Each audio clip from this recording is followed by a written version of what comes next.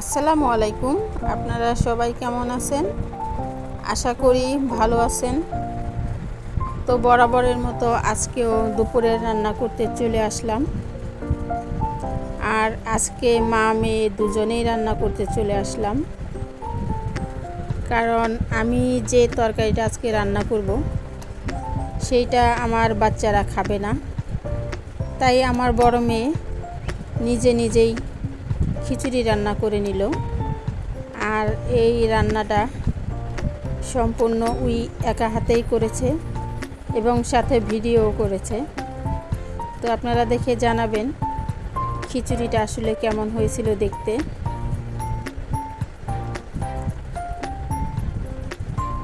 ছোট মানুষ, তবুও আমি যেটা দেখলাম যে খিচুড়িটা দেখতেও ভালো হয়েছিল এবং খেতেও ভালোই ছিল।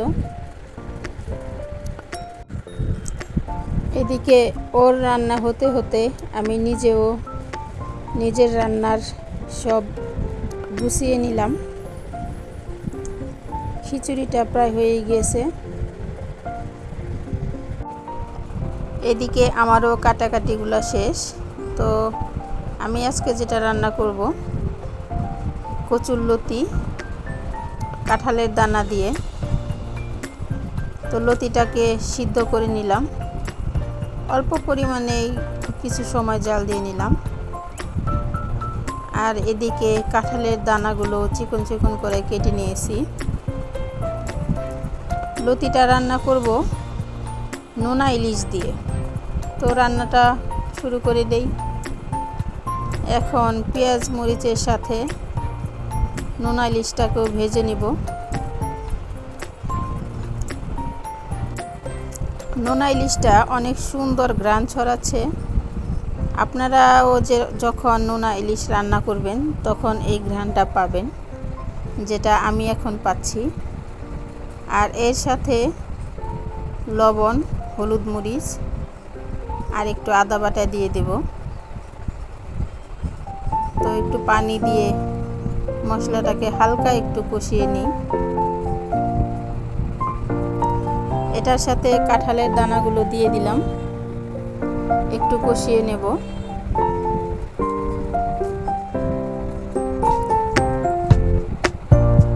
এই তো মশলার সাথে একটু কষিয়ে নিয়ে আমি আবার একটু পানি দিয়ে কষিয়ে নিলাম। এখন দিয়ে দিব সিদ্ধ করা কচুরলতিটা। কিছু সময় এটাকে একটু নেড়ে চেড়ে এটার সাথে কষিয়ে নেব। এরকম রান্না আরও দেখতে চাইলে আমার ছোট্ট চ্যানেলটাকে সাবস্ক্রাইব করে অল বাটনে ক্লিক করে রাখবেন, যাতে আমার সব ভিডিওগুলো আপনাদের কাছে পৌঁছে যায়। আর যদি ফেসবুক থেকে দেখে থাকেন তাহলে অবশ্যই ফলো দিয়ে দিবেন। তো লতিটার সাথে কিছু রসুন কুচি দিয়ে কষিয়ে নিয়ে সামান্য পরিমাণে একটু পানি দিয়ে দিলাম। এখন এটাকে ঢাকা দিয়ে দেব। পবিত্র ঈদুল আজহার পর যখন কুরবানির গোশত খেতে খেতে বিরক্ত হয়ে যাবেন, তখন এরকম একটা রেসিপি হলে ভালোই হয়। আপনারা ট্রাই করে দেখবেন। আর আমার কাছে তো আজকে এই লতিটা খুব ভালো লেগেছিল। এই লতি ভাজিটা দিয়েই আমি আজকে মন ভরে খেয়ে নিয়েছি। আশা করি আপনারাও ট্রাই করবেন।